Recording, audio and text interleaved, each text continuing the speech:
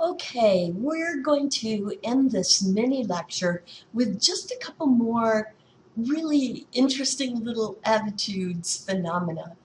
Remember the negativity bias and how we inform impressions of others? That was from our earlier interpersonal perception lecture. One piece of negative information has more of an effect on your overall impression of someone than a comparable piece of positive information. This is one of the most basic psychological principles. Bad is stronger than good. And this applies to attitudes too. We tend to remember things about which we feel negatively somewhat better than things about which we feel positively. Now here's a fun little test you can do. Write down 20 words.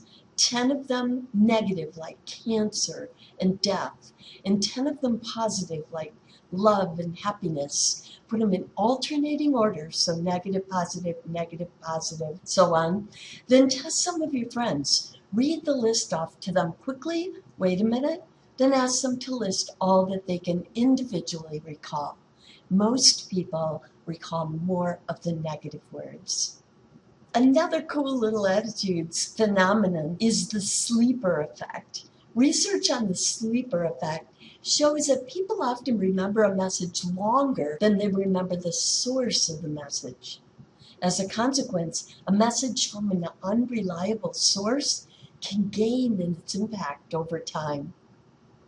You don't give much credence to the idea that ice cream is nutritious when you read the ad in the National Enquirer and it's claimed by an owner of an ice cream parlor.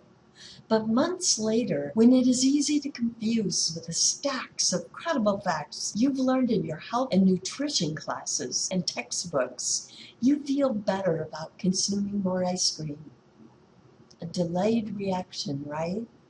It sleeps for a while, then wakes up to affect you. The sleeper effect.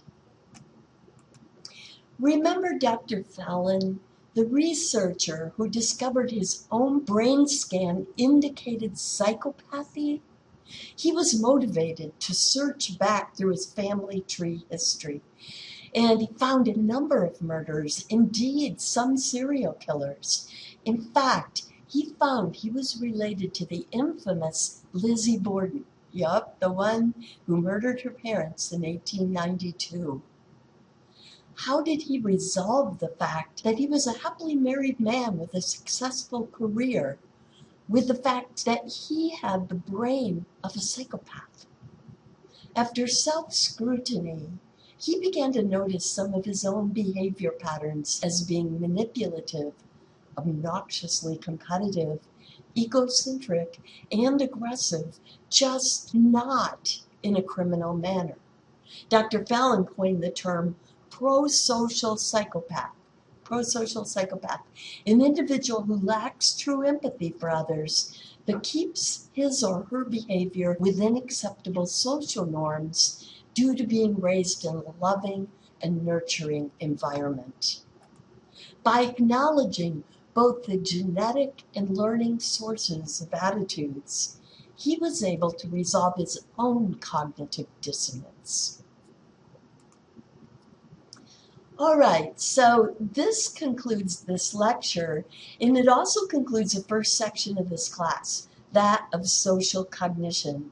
Remember, our class is divided into 3 sections, right? The first one, social cognition, in other words, how we think about ourselves and others.